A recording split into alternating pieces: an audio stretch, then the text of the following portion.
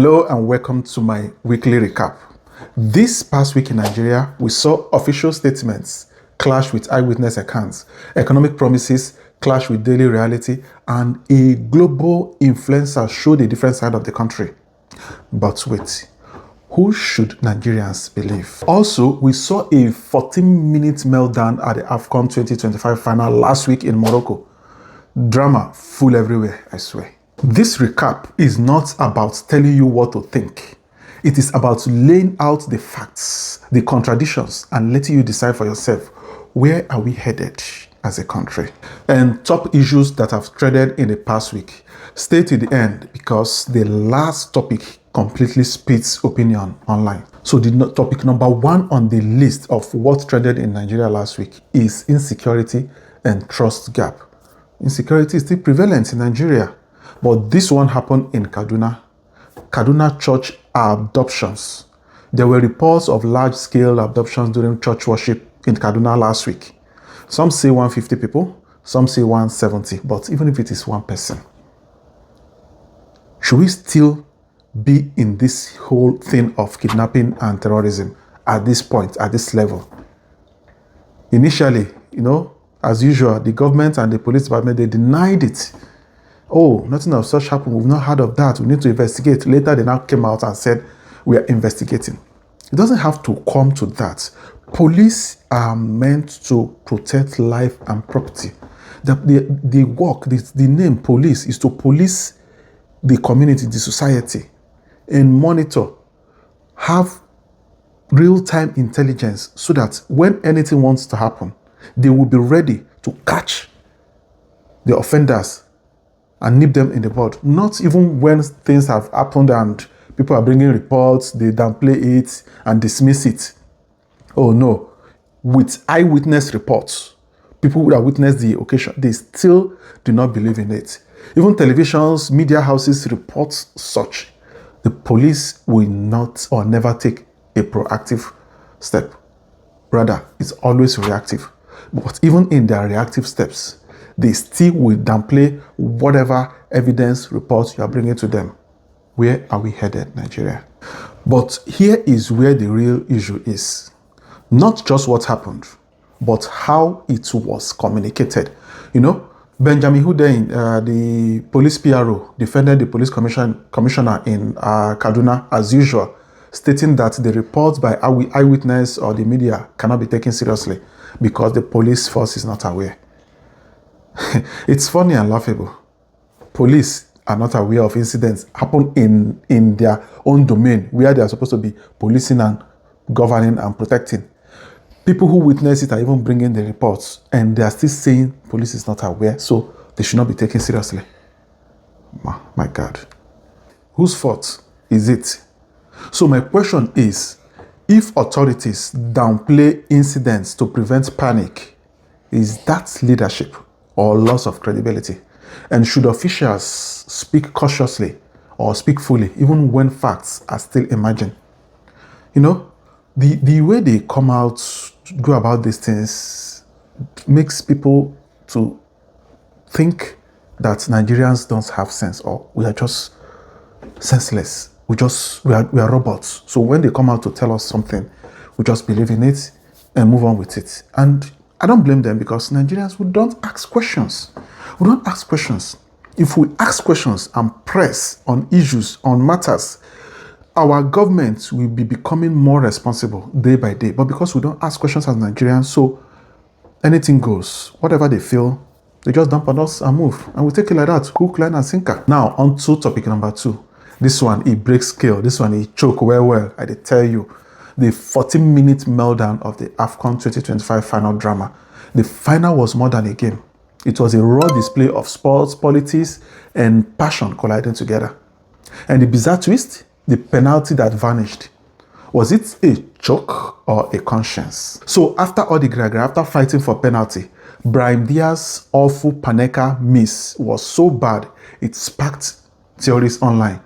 Some say he missed on purpose, preferring to fail as a hero than to win as a villain. His tearful apology suggests a horrific error. But the eerie of lack of celebration from Senegalese players after the saved penalty fuels like a mystery. Two things I notice here. Brahim Diaz, I feel he did that on purpose. You know, it's just like a player playing a back pass to his goalkeeper. And instead of goalkeeper using leg to catch the back pass, he used hand. That was what I feel. I think something was playing in his head at that time when he was looking at that ball and concentrating on the ball instead of looking at the goalpost where he's supposed to play. He just passed it to Mendy, and Mendy just caught the ball. But what is also surprising and serves as a mystery is Senegalese players did not celebrate that the penalty was missed or their goalkeeper caught the ball. Are you thinking what I'm thinking? So let me know what you think. Was Senegal walkout a justified protest against injustice or an unacceptable act that damaged football? That's one question. Another question is, did Brahim Diaz choke under pressure or did he intentionally miss a tainted penalty? For me, well, like I said before, I still strongly say it. If at the moment he played it, I told somebody by my side watching it, this guy just missed on purpose. That's not how to play penalty. Or does this incident highlight a deeper crisis of trust in African football governance? These are too many questions. So many questions that people need to answer. They are begging for answers on the streets in Africa as African continent and football is concerned. Topic number 3 is the most controversial. This topic has been on the front burner in Nigerian media since the beginning of the year. In fact, since late last year, October, November, December, entering January 2026. Economy tax reforms. The quoted numbers versus real-life impacts. The official narratives of Tinubu supporters is that reforms are stabilizing the economy as it promises a long-term benefit. True or false? But an economy can improve on paper while people feel poorer in practice. The real question is, how long should citizens endure hardship for promised future gains? How long? How long? 8 years of Buhari, nothing to show for it. Now, Tinubu is almost rounding up 1 term, which is 4 years. How long should people endure hardship and this promise future gains? So some say reforms are necessary. Others say timing and execution are the real problem. Which side are you on? Adams Oshomole was on Channels Television the other day explaining the tax. That tax is for the benefits of the poor.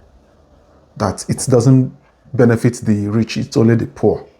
What do you think? Also, he mentioned that VAT is, buy, pay VAT. And food items are also exempt. But how are you going to be a citizen and you will not buy goods and items in a year, for crying out loud?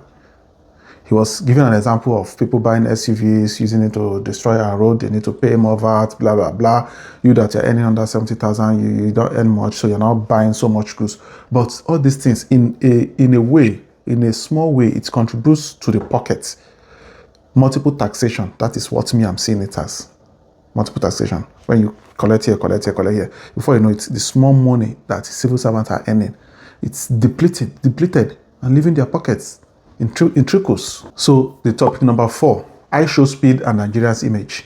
On one side of the divide, many are asking, was this a blatant disrespect? IShowSpeed was a guest in Senegal, using their historic celebration for content, only to immediately travel to Nigeria and publicly downgrade a core part of Senegalese culture.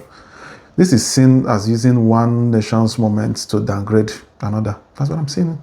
For some people, it reinforces a negative stereotype of foreign creators, treating African cultures as mere content for clicks without sensitivity. While on the other side, supporters argue he's just being authentic. He's a streamer sharing his personal taste. And the Jollof War is a long-standing, light-hearted rivalry. I don't know. So what do you think? What's your take? Was IShowSpeed's jollof rice comment a harmless opinion or a tone-deaf move that disrespected Senegal's parade? Does this kind of incident ultimately halt or help Nigeria's image on the continent? Let me know what you think in the comment section. I will see you in my next edition. Signing out.